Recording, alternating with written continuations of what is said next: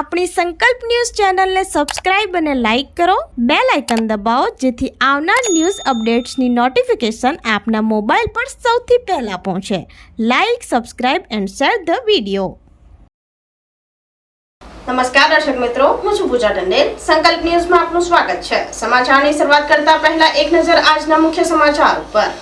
વાપી પોલીસે કુંભ મેળાની ટિકિટ અને ઓનલાઈન ટ્રેડિંગના નામે છેતરપિંડી કરનાર 2 યુવકોની ધરપકડ કરી. કુંભ મેળાને લઈ ટ્રેન અને પ્લેન ટિકિટ મળશેની જાહેરાત બાદ શ્રદ્ધાળુઓના ઓનલાઈન પૈસા મંગાવી ચાવ કરી જતા હતા. વાપી જીઆઈડીસી પોલીસે કુંભ મેળાની ટિકિટ અને ઓનલાઈન ટ્રેડિંગના નામે છેતરપિંડી કરનાર 2 યુવકોની ધરપકડ કરી છે. બંને આરોપીને કોર્ટમાં રજૂ કરી 3 દિવસના રિમાન્ડ મેળવવામાં આવ્યા છે.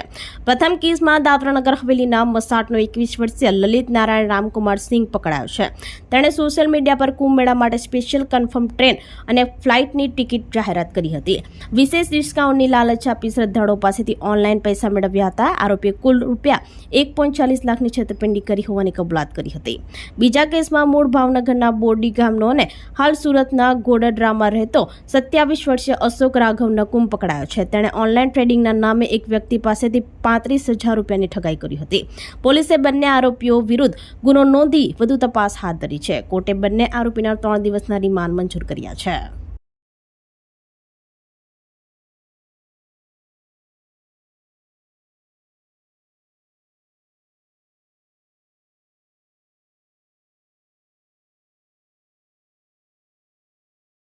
વલસાડના ચીખલા ગામે એક મકાનમાં આગ લાગતા ઘરવખરી સામાન બળીને ખાક. વલસાડ તાલુકાના ચીખલા ગામે મોડી રાત્રે એક ઘરમાં ભીષણ આગ લાગતા ભાગદોડ મચી હતી. ઘટનાની જાણ થતાં વલસાડની 2 ફાયર ફાઇટરની ટીમ સ્થળ ઉપર આવી પહોંચી હતી. ચીખલાના ભાટેલા ફળિયામાં એક મકાનમાં આગની ઘટના બનતા ઘરમાં રહેલ મહિલાનો બચાવ થયો હતો. ઘટનાની જાણ થતાં પોલીસ અને જીએબીની ટીમો સ્થળ ઉપર પહોંચી હતી. ફાયર વિભાગની ટીમે 1 કલાકની ભારે જહેમત બાદ આગ ઉપર કાબુ મેળવ્યો હતો. આ ઘટનામાં ઘરવખરીનો માલ સામાન બળીને ખાક થઈ ગયો હતો.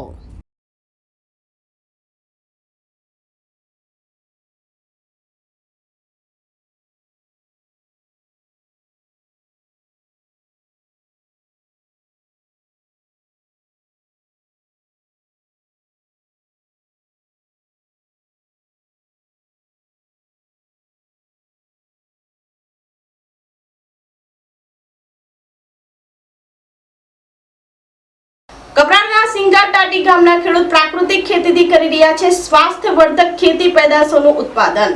વિવિધ શાકભાજી કઠોળની ખેતી દ્વારા વાર્ષિક રૂપિયા 2 લાખથી વધુની આવક મેળવી રહ્યા હોવાનું જણાવતા ખેડૂત રામુભાઈ પાગી. પ્રાકૃતિક ખેતીનો વ્યાપ સમગ્ર વલસાડ જિલ્લામાં વધે તે માટે આત્મા પ્રોજેક્ટ દ્વારા ગામે ગામ ખેડૂતોને તાલીમ આપવામાં આવી રહી છે. આ તાલીમોમાં પ્રાકૃતિક ખેતીની કાર્યપદ્ધતિ અને પ્રાકૃતિક કૃષિના ફાયદાઓ અંગે જાણકારીઓ આપી ખેડૂતોને પ્રાકૃતિક ખેતી કરવા પ્રોત્સાહિત કરવામાં આવે છે.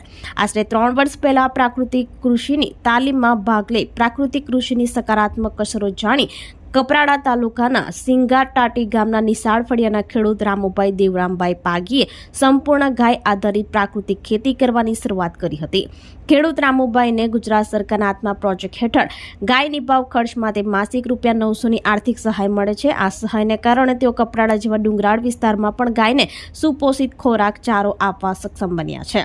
રામુભાઈએ રાજ્ય સરકારનો ગાય નિભાવ ખર્ચની આર્થિક સહાય અને પ્રાકૃતિક કૃષિ અંગેની વિવિધ તાલીમો યોજવા બદલ આભાર માનતા કહ્યું હતું કે પ્રાકૃતિક ખેતી કરવાથી જમીનમાં સુધારો થયો છે અને ખેત પેદાશોનું સારું ઉત્પાદન પણ થાય છે. દરેક સિઝન મુજબ અલગ અલગ શાકભાજી અને કઠોળની ખેતી કરું છું, જેમાં કોઈ પણ રાસાયણિક ખાતર કે જંતુનાશક દવાનો ઉપયોગ કરવામાં આવતો નથી. માત્ર જીવામૃત અને ઘન જીવામૃતના ઉપયોગથી દરેક પાકનું ઉત્પાદન લેવામાં આવે છે. નાની આંબાવાડી હોવા છતાં પણ પ્રાકૃતિક પદાર્થોના ઉપયોગથી આશરે રૂપિયા 30,000થી વધુનું ઉત્પાદન થાય છે. વિવિધ શાકભાજી અને કઠોળના ઉત્પાદન દ્વારા આશરે રૂપિયા 2 લાખથી વધુની વાર્ષિક આવક મેળવી પગભર બન્યા છે. વાલ પાપડીની માંગ વધુ હોવાથી આ વર્ષે એક સિઝનમાં માત્ર વાલનું ઉત્પાદન કરી આશરે રૂપિયા 1 લાખની સિઝનલ આવક પણ મેળવી હતી. મારું નામ રામુભાઈ દેવરામભાઈ પાગી, ગામ છે સિંગા ટાટી, ફળિયું છે નિશાળ ફળિયું. આત્મા પ્રોજેક્ટ તરફથી 900 રૂપિયા સહાય મળે છે. વર્ષમાં અમે પ્રાકૃતિક ખેતી કરીએ છીએ. હમણાં તો કમસે કમ અમે વાલ કરીએ છીએ, કડવા વાલ કરીએ, પછી કાકડી કરે, એમ કરીને અમને આવક મળે છે. લગભગ 2 લાખની આસપાસ અમને મળે છે લાભ. પાર્ટી નગરપાલિકાના સફાઈ કર્મચારીઓ માટે સીએસસી ખાતે હેલ્થ ચેકઅપ કેમ્પ યોજાયો. ભારત સરકારના સ્વચ્છ ભારત મિશન હેઠળ સ્વચ્છ સર્વેક્ષણ ચાલી રહ્યું છે, જેમાં સરકાર દ્વારા શહેરને સાફ અને સુંદર રહે માટે અલગ અલગ કાર્યક્રમો જાહેર કરવામાં આવે છે. જે અંતર્ગત પાડી નગરપાલિકા દ્વારા 26 જાન્યુઆરીથી 28 ફેબ્રુઆરી સુધી સ્વચ્છતા ઝુંબેશ હાથ ધરવામાં આવ્યું હતું. તેમજ ગાંધીનગર અને સુરતની ટીમો દ્વારા અવારનવાર ચેકિંગ પણ હાથ ધરવામાં આવ્યું હતું. જે બાદ 1 માર્ચથી 31 માર્ચ સુધી ફરી સ્વચ્છતા ઝુંબેશ હાથ ધરવામાં આવ્યું છે. જેના અનુસંધાને સફાઈ કર્મચારીઓનું આરોગ્ય જળવાઈ રહે તે માટે પાડી નગરપાલિકા દ્વારા આજરોજ વહીવટદાર Kiransinh Rana, chief officer B ભાવસાના માર્ગદર્શન હેઠળ પારડી રેફરલ હોસ્પિટલ ખાતે સફાઈ કર્મચારીઓનો હેલ્થ ચેકઅપ કેમ્પ રાખવામાં આવ્યો હતો. જેમાં સિટી મેનેજર, સેનેટરી ઇન્સ્પેક્ટર મુકાદમ તેમજ સફાઈ કર્મચારીઓ હાજર રહ્યા હતા.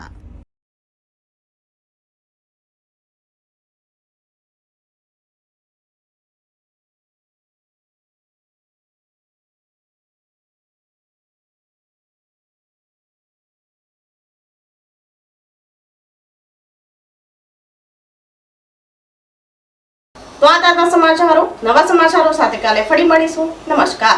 આપણી સંકલ્પ ન્યૂઝ ચેનલને સબસ્ક્રાઇબ અને લાઇક કરો, બેલ આઇકન દબાવો, જેથી આવનાર ન્યૂઝ અપડેટ્સની નોટિફિકેશન આપના મોબાઈલ પર સૌથી પહેલા પહોંચે. Like, subscribe and share the video.